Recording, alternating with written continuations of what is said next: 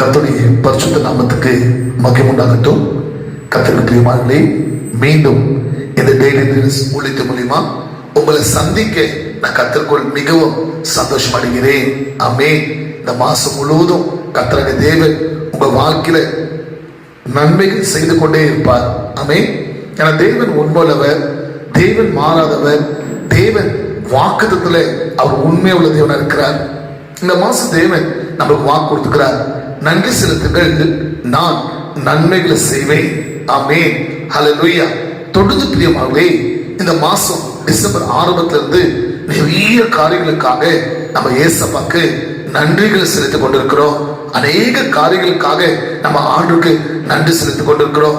முதலாவது நம்ம பார்த்தோம், அவர் நம்ம அக்கிரமங்கள் எல்லாம் மன்னித்தார். ஆமென். இந்த வருஷம் முழுவதும் நாம் நம்ம குடும்பம் தெரிஞ்சோ தெரியாம செய்த எல்லா பாவங்களை அக்கிரமங்களை மன்னித்தார். இரண்டாவது பார்த்தோம், ஆண்டவர் சகல நோய்களை குணமாக்கினார். இந்த வருஷம் எத்தனை வியாதிகள், எத்தனை பலவீனங்கள், எத்தனை நோய்கள், எத்தனை மரண அவஸ்தை, ஆனாலும் கர்த்தர் அது எல்லாத்திலும் சுகம் கொடுத்து நம்மளை ஜீவனோடு வைத்தார் இல்லையா?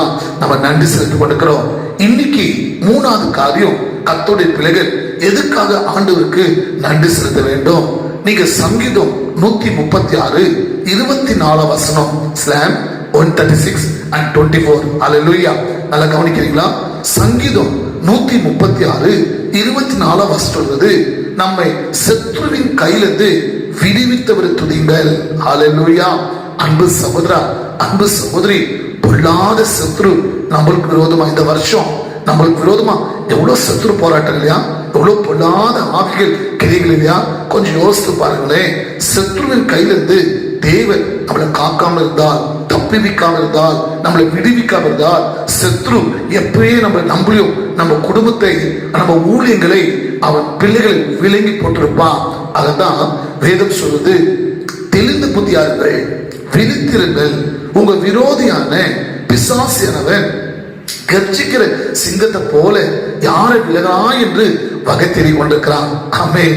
பொல்லாத சாத்தானை குறித்து வேதம் சொல்வது, அவன் திருடவும் கொள்ளவும் அழிக்க வருகிறான். அன்பு தேவ பிள்ளைகளே, இந்த வருஷம் ஆரம்பத்துல இருந்துங்க முடிவு நம்ம பார்க்க முடியல. எத்தனோ குடும்பங்களை, எத்தனோ தேவ பிள்ளைகளை சத்ரு அவன் விலகி போட்டு விட்டான், ஜீவனோட இல்ல. நிறைய பிசாசுக்கு சில பேர் கர்த்தர் சொல்றாங்க இல்லையா, ரொம்ப போராட்டம்ப்பா, ரொம்ப உபத்திரம்ப்பா, சத்ரு ரொம்ப கிரியை செய்யறப்பா, எங்களால தாங்க முடியல. ஆனா தேவ பிள்ளையே, கர்த்தருடைய பெரிய கிருபையினால சத்ருவின் கையிலிருந்து நம்மளை விடுவித்தாரா. ஆமென். ஹல்லேலூயா. கொஞ்சம் யோசித்து பாருங்களேன்.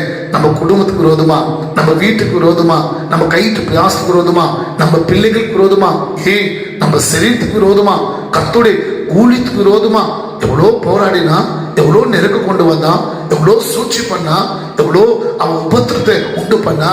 ஆனா வேதம் சொல்றது, உனக்கு விரோதமா உருவாக்கப்படுற எந்த ஆயுதம் வாய்க்க போவோம், ஒண்ணு உங்களை சேதப்படுத்தாது. ஆமென். பயப்படாதே, நான் உன்னோடு சொன்ன தேவன் அந்த வார்த்தைப்படி இந்த வருஷம் முழுவதும் கர்த்தர் நம்ம குடும்பத்தை, நம்ம வீட்டை, நம்ம வாழ்க்கையை, நம்ம சரீரத்தை, நம்ம காரியங்களை, நம்ம ஊழியர்களை, நம்ம பிள்ளைகளை, நம்ம சரீரத்தை எல்லா சத்துருவின் கையிலிருந்து நம்மளை விடுவித்து பாதுகாத்து இன்னைக்கு சேமமா பாதுகாப்பா ஒரு சேஃப்டியா நம்ம வச்சுக்கிறோம்னா, அப்ப எல்லா குடும்பமா கர்த்தருக்கு நன்றி செலுத்த வேண்டும். நீங்க நன்றி செலுத்த இயேசு கிறிஸ்துவின் நாமம் சொல்றேன், இந்த டிசம்பர் மாசம் முடிக்கிறதுக்குள்ள நன்மைகள் நடந்து கொண்டே இருக்கும், அற்புதங்கள் நடந்து கொண்டே இருக்கும், அதிசயங்கள் நடந்து கொண்டே இருக்கும். உங்க வாழ்க்கையில விடுதலையை பெற்றுக்கொண்டே இருப்பீங்க. நன்றி செலுத்தலாமா? கர்த்தருக்கு பயன்படுத்தலாமா? சுவாமி, இந்த டெய்லிஸ் மூலியமா இந்த வார்த்தை கேட்டு யாரெல்லாம் சுவாமி சத்ருவின் கைது எங்களை விடுவித்தீங்களே, உமக்கு ஸ்தோத்திரம், உமக்கு நன்றி சொல்றாங்களோ, தொடர்ந்து அவங்க வாழ்க்கையில நன்மைகள், அற்புதங்கள், அதிசயம், விடுதலை செய்யும், சுகம் உண்டாகட்டும். தொடர்ந்து நாம பயப்பட்டோம் நல்ல பிதாவே. ஆமென். God bless you.